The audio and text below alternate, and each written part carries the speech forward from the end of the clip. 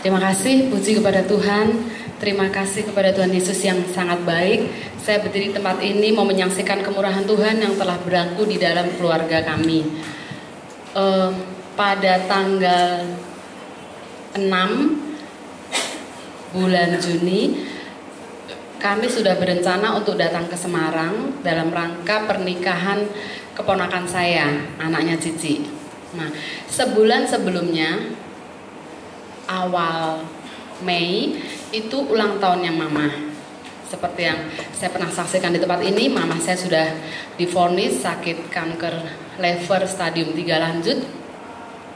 Dan divonis waktu bulan Maret 2013, dokter di Penang mengatakan keadaannya akan semakin memburuk dan waktunya diperkirakan hanya 6 bulan saja.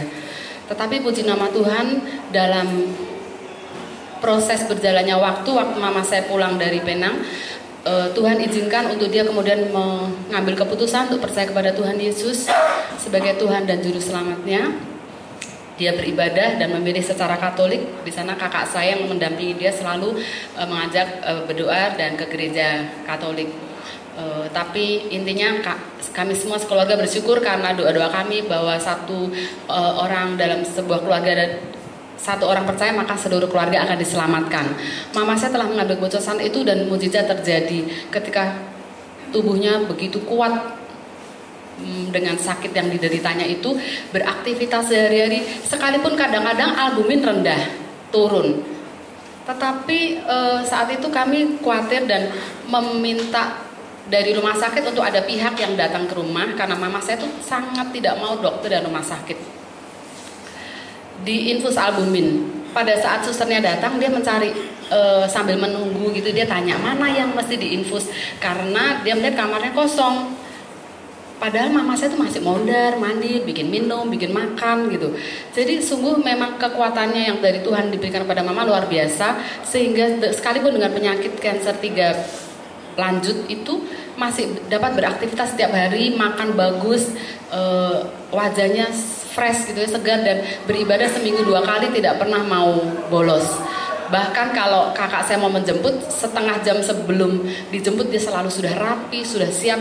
Begitu bersemangatnya dia untuk beribadah kepada Tuhan. Puji Tuhan, dan dia selalu memanggil berseru kepada Tuhan Yesus. Pada awal Mei harusnya kami akan datang berkumpul kembali seperti tahun yang lalu untuk ulang tahun Mama. Yang luar biasa sekali, tahun lalu dilayani oleh pendeta dan grup dari Kristen ya. Tapi mama saya bilang gini, kalau Mei datang anak-anak khususnya dari Jakarta, nanti Juni juga mau datang lagi, nggak usah deh repot-repot, nggak apa-apa, nggak usah ulang tahun yang rame-rame kayak gitu. Nanti toh kumpul di bulan Juni pada saat pernikahan cucunya. Manusia bisa berencana, tapi Tuhan yang menentukan. Seminggu sebelum acara pernikahan keponakan saya itu, mama sakit lagi dan saya diberitahu, saya sangat khawatir dan bersedih, katanya mama perutnya membesar. Memang penyakit liver itu ketika fungsi livernya menurun akan terjadi penurunan fungsi untuk menyerap cairan pada pencernaannya, sehingga ada timbunan cairan pada jaringan, umumnya pada kaki ataupun perut. Tapi mama saya kakinya enggak, tapi perutnya besar. Saudara saya yang memberitahu informasi secara rutin mengatakan mama perutnya sudah besar sampai agak sesak nafasnya. Kemudian akhirnya benar-benar mendesak ke paru-paru dan batuk-batuk terus. Dan sampai susah untuk ngomong, ketika dia mau ngomong batuk. Dan ketika dia batuk perutnya sakit. Nah, ini jadi masalah. Bagian manapun katanya dia sakit. Jadi akhirnya diputuskan untuk mama itu saking pengen sembuhnya, semangatnya tuh luar biasa untuk sembuh.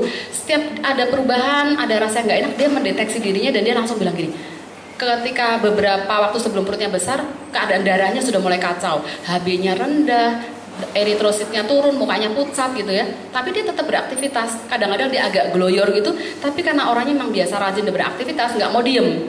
Dia sekalipun kadang-kadang gloyor, dia pegangan, dia tenangkan dirinya, dia berjalan lagi. Tapi itu HB sudah rendah.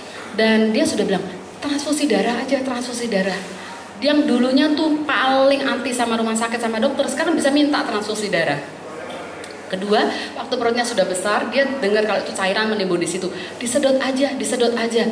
Kitanya yang taunya bahwa itu nanti akan berdampak, ada segala efek-efek dengan usia yang sudah lanjut dan penyakit yang sudah begitu, nggak berani terus terang. Tapi karena sudah mendesak sampai ke paru-paru dan batuk, takutnya paru-parunya akan tertimbun cairan juga. Akhirnya berkonsultasi sekeluarga dan akhirnya pergi ke dokter ahli darah yang waktu itu pernah mentransfusi, dirawatlah di rumah sakit. Singkat cerita, ketika di rumah sakit, maka saya pulang. Waktu itu saya tidak ikut paduan suara dan sebagainya. Saya pulang menungguin mama saya di rumah sakit selama beberapa hari.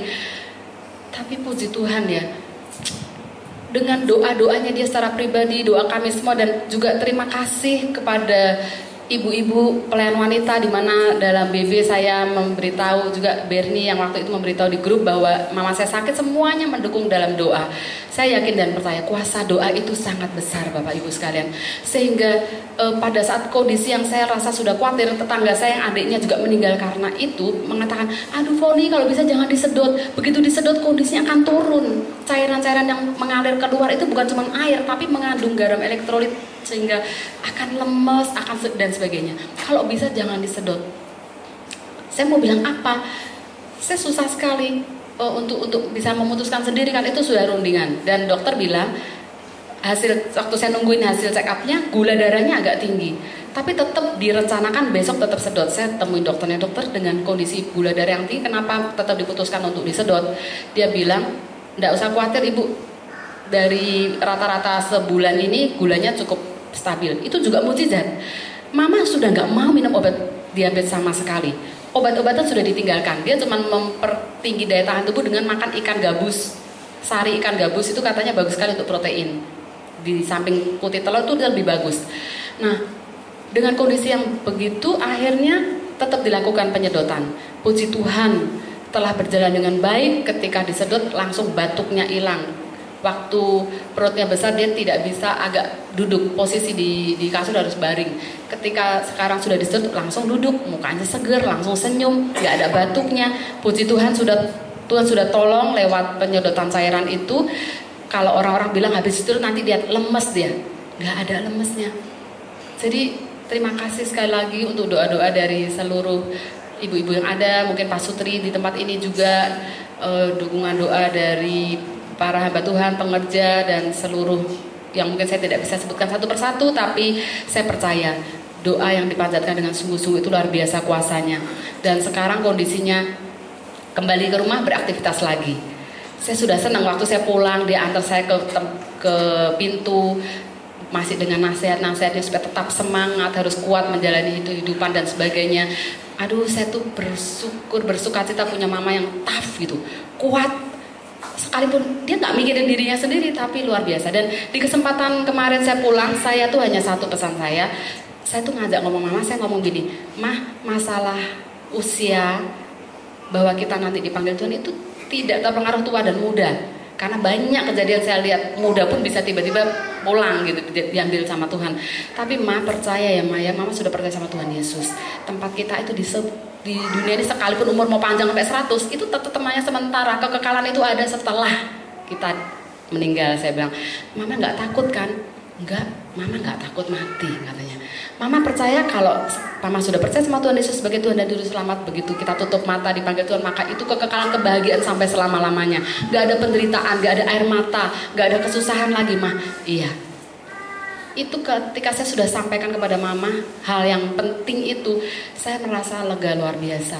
Mama sudah mendengarkan dan Mama sudah mengatakan saya tidak takut, saya percaya sama Tuhan Yesus. Puji Tuhan, inilah kebahagiaan yang saya rasakan memiliki Tuhan Yesus sebagai Allah, sebagai Juru Selamat, sebagai Bapa kita yang baik, sahabat kita yang baik, penolong yang sungguh sangat luar biasa. Dan saya kembali dengan sukacita, dan beberapa hari kemudian setelah saya ada di Jakarta, dikasih tahu lagi, Mama lemes, sakit perutnya nggak tahan, nggak bisa bangun, mau ngomong nggak ada tenaga. Aduh, saya udah, aduh Tuhan tolong, apalagi nih gitu kan.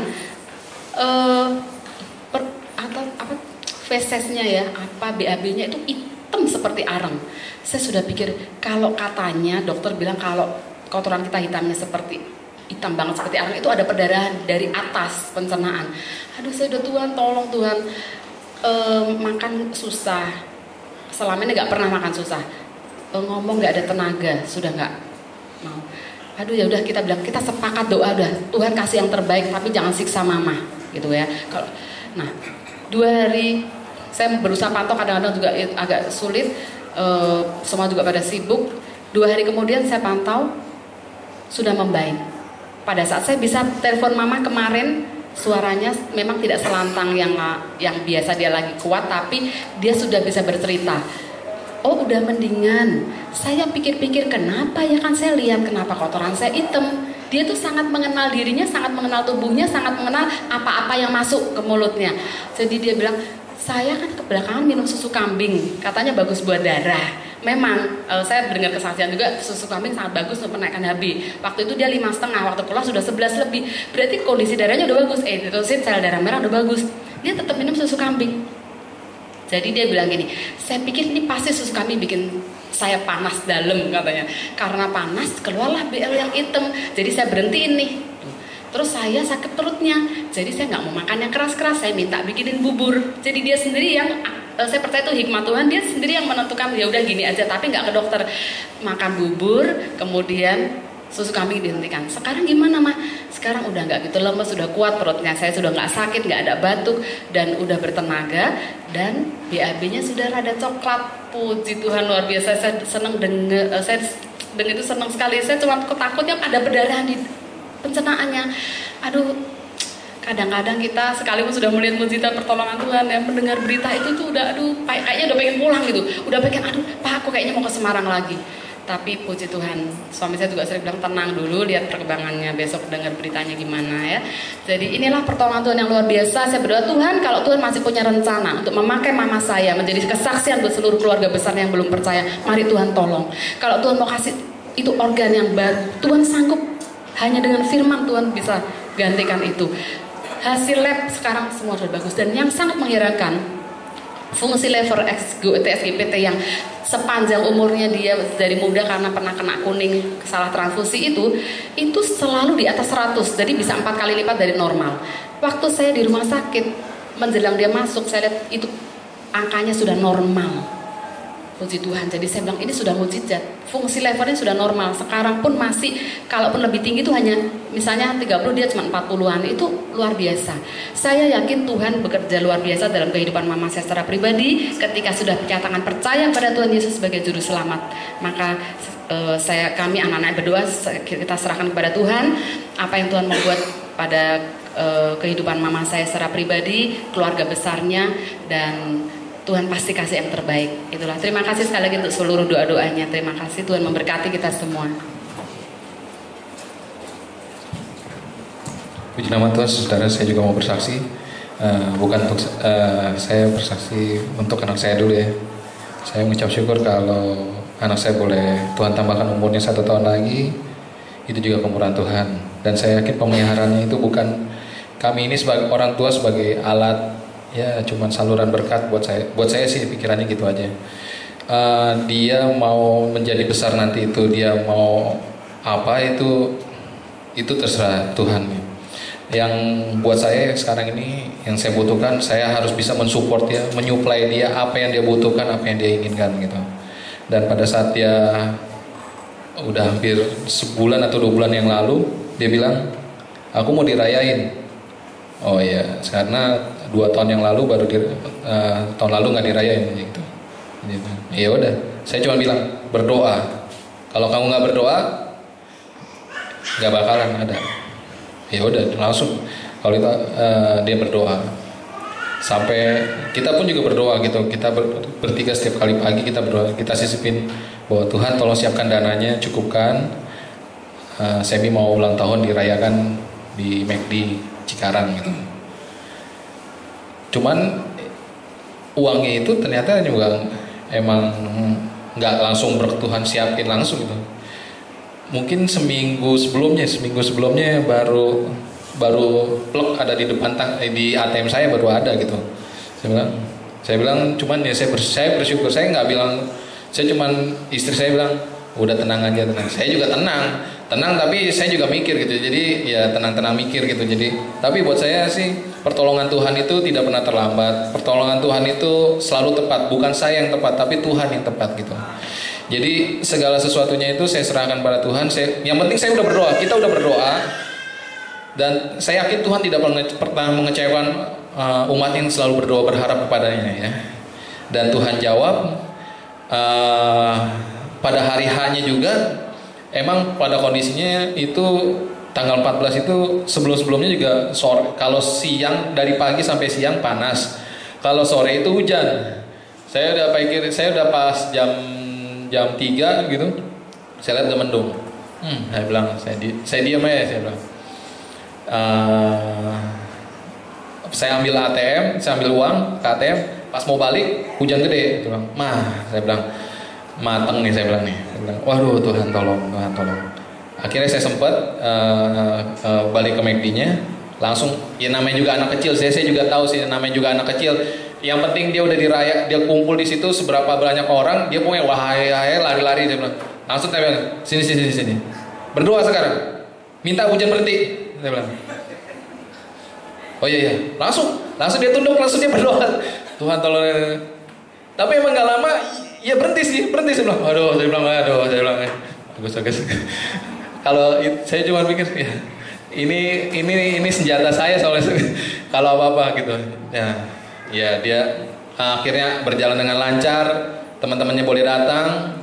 Ya saya mengucap syukur kalau saya bisa menyediakan apa yang dia inginkan, gitu aja sih. Yang kedua, dalam pekerjaan saya juga pas semester awal itu dari Januari dan sekarang sampai Juni ini, saya dikasih keputusan oleh pimpinan saya bahwa kamu mau jalan sendiri, maksudnya tetap jadi sales biasa, atau kamu punya anak buah. Kalau anak buah kamu dapat rewardnya kayak gini, ya dia bilang sih begitu aja. Tapi pada intinya saya cuma bilang, kalau saya punya anak buah, saya naik level sih memang, dapat rewardnya gini. Tetapi beban saya pun akan bertambah karena saya harus membackup anak buah saya gitu. Saya cuma berpikir. Saya cuma berpikir, oke, saya cuma bilang saya akan coba cari. Kalau nggak dapat, ya berarti nggak. Saya tetap jadi sales biasa gitu. Tapi nggak tahu gimana, saya coba ngomong ke customer saya, kalau ada teman atau saudara yang mau kerja, boleh sama saya. Ternyata ada. Nah saya bilang, waduh, siap-siap nih berarti ini. Benar. Jadi pada saat dipanggil, oke, minggu depan dia masuk. Jadi pas itu bulan Februari masuk, saya juga mulai bingung. Saya bilang, ini nutupin target saya aja per bulan, saya ya berharap pada Tuhan gitu. Ini ditambahin lagi tanggung jawab untuk membackup, walaupun dia belum ditarget ya. Tapi saya nggak mau. Kita punya strategi masing-masing setiap marketing ya atau sales ya. Ya buat saya tetap harus, kalau saya ambil dia dari customer saya, apalagi dia saudara customer saya bilang kalau dia ikut saya akan tanggung jawab sama dia gitu. Ya udah, tapi ya saya berdoa, saya selalu konsultasi sama istri saya setiap dalam pekerjaan saya. Ya udah, kamu berdoa, kita doain supaya dia juga bisa sama-sama maju dari ini. Ya puji Tuhan sih, saya tetap bisa menutup target bulan demi bulan. Dia pun juga penjualannya pun juga ada gitu, walaupun juga dari saya. Teman buat saya nggak ada masalah. Yang penting saya mau tunjukin bahwa kita sama-sama, saya bukannya bos, tapi kita sama-sama rekan kerja gitu. Dan Tuhan pelihara, ya tinggal kita lihat apakah nanti di target. Saya bilang juga, saya kalau namanya, saya orangnya kalau disepelein orang, saya kadang-kadang saya pengen kalau ngomong saya pengen jatuhin dia. Ya, jadi saya pikir oke, nggak apa-apa sih. Apa yang Tuhan kasih buat saya bukan Tuhan sih, tapi ini manusia yang kadang-kadang ingin kita, ya saya pikir, saya orangnya nggak ambisius. Tapi kalau orang ngenyein saya bilang oke, saya terima. Tapi satu syarat, saya bakalan coba gulingin dia gitu. Jadi gitu. Tapi ya puji Tuhan, kalau Tuhan sampai saat ini saya bisa bekerja, itu saya bilang bukan saya yang pintar, tapi ada rekan-rekan, ada tangan-tangan Tuhan yang membuat saya bisa jadi berhasil, itu karena mereka juga, karena manusia juga gitu. Terima kasih, Saudara.